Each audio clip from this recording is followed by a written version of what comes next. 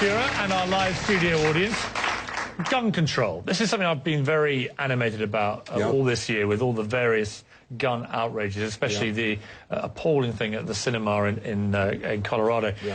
Why is it that Americans, to me it seems, so many Americans cannot divorce their right to defend themselves with a gun to the apparent right to go and buy 6,000 rounds of ammunition, high-powered assault weapons, and go and murder Americans? Well, the best thing I can tell you, Piers, is this. Mexico has strict gun control. You cannot own a gun in Mexico, and they had 20,000 people dead last year in the drug cartel wars. But Mexico has a very particular problem involving drugs. I can cite you Britain, average... Well, let me just throw it back at you. In Britain, for example, an average of 35 people a year are murdered with guns. In Germany, it's about 40 to 50. France, the same. Spain, the same. Italy, there's a pattern here. America, 11 to 12,000 a year. This country has more guns than anybody else and more gun murders. It's inarguable, isn't it?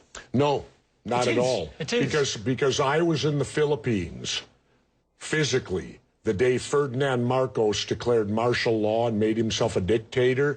And the first thing that dictator did, he gave the people of the Philippines 2 weeks to turn in all their guns or it was the death penalty.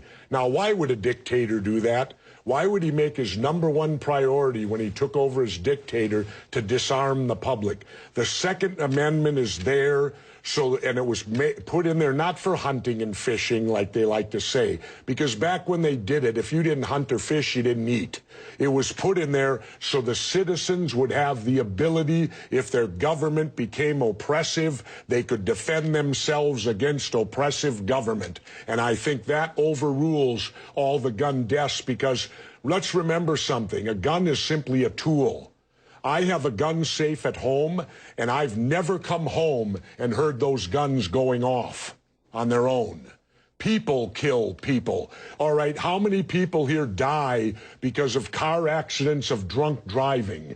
Do we go to the Ford Motor Company and tell them stop making these automobiles because people get drunk and kill people in cars? It's a facile argument. It's a what? It's a facile argument. There's no equivalence between drunk driving and lethal firearms. My point is... Wait a minute. A car is a 2,000-pound projectile that can go 100 miles an hour. I have no problem with an American believing that their right under the Constitution is that they can defend themselves, especially in their own home, if they're being attacked and they have a weapon. It's also against government. I have a big problem with a disturbed young man, as we saw in Colorado, being able to buy 6,000 rounds of ammunition and a high-powered assault weapon and go into a movie theater and blow away 70 Americans. I have a big problem with that. And nobody else in America in high office seems to share that big problem. Well, I'll tell you what, Piers, I have a conceal and carry license.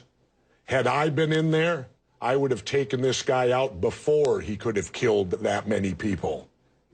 Well, I think that, again... But because, let's remember, police can't stop crimes. Police show up after they're over. Remember that. So when you talk about me not being able, if there would have been a legitimate conceal and carry in that theater, quite possibly they could have taken this guy out and saved people's lives. Or you could have had the gunfight at the OK Corral in there and lost even more lives, couldn't you? That's what could happen. Anyway, let's take a break. What roll of the dice would you like? You'd prefer to be unarmed? How many people here think I make crackpot points? Yeah? 1. How many think I make sensible points? You're in the minority, my good friend. You're the minority. I said you made some sensible points. Let's go to another audience question from Jared Grossman.